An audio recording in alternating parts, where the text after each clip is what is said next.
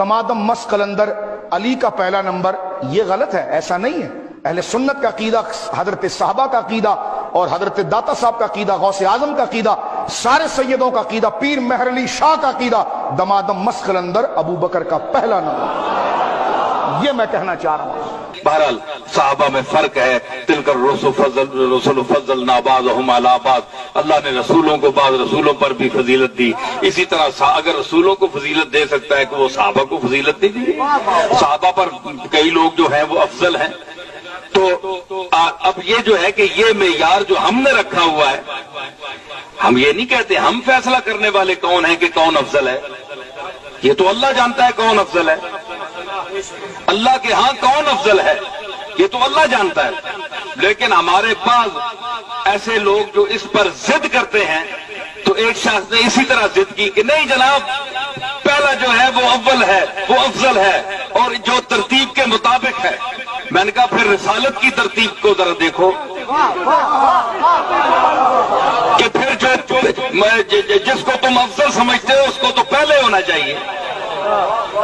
کیا رسول اللہ معاذ اللہ آخر میں آ کر معاذ اللہ سب سے کم ہے؟ افضل ہے۔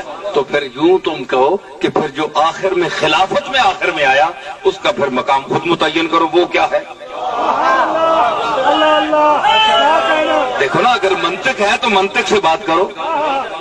تو مطلب ہے کہ ہمیں یہ فیصلہ نہیں کرنا چاہیے، یہ تو عوام فیصلہ کرے گی کام دیکھ کر، مقام دیکھ۔ آج کل کی سنیت جو ہے وہ بھی بڑی مخدوش ہو چکی ہے۔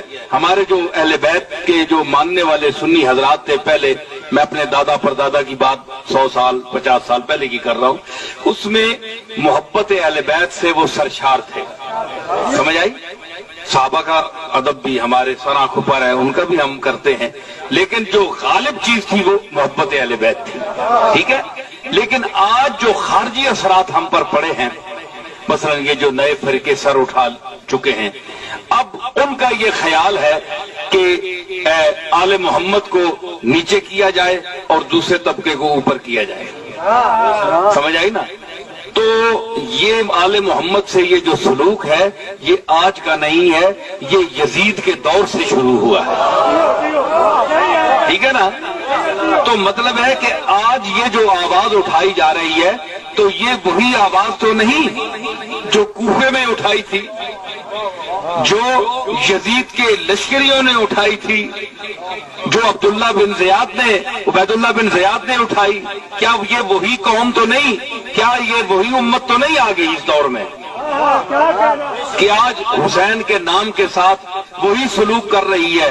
حسین کے ساتھ جنہوں نے جان دی، اپنی نثار کیا سب کچھ، آج ان کے ساتھ وہی القاب اور وہی چھوٹے چھوٹے پمفلٹ چھائے کر کے حسین کی عظمت کو گرانے کی کوشش کر رہی ہے، اور یہ کہہ رہی ہے کہ جناب بنو امیہ جو تھے یہ آپس میں بھائی بھائی تھے، ان کی رشتے تھے۔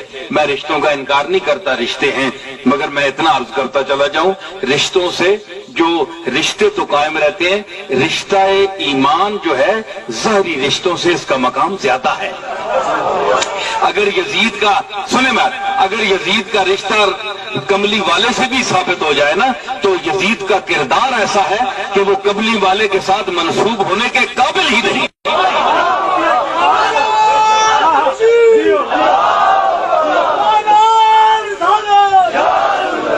یہ جو میں باتیں کر رہا ہوں یہ میں علی کی محض اندھی محبت میں نہیں کر رہا، اہل بیت کی محض اندھی محبت میں نہیں کر رہا، میں بڑے سوچ سمجھ کر بول رہا ہوں، میں سوچ سمجھ کر بول رہا ہوں، اور میں دیوانوں کی طرح نہیں بول رہا کہ میں ایک عقیدہ آپ کو کہوں کہ آپ یہ ٹھونس لیں چاہے سمجھ آئے یا نہ آئے، نہیں اس کا مانو مانو مانو، نہ یہ بات نہیں ہے۔ علی کو مانو، سمجھ کر مانو، سمجھ کر مانو گے تو پھر بے ایمان نہیں ہو سکتے۔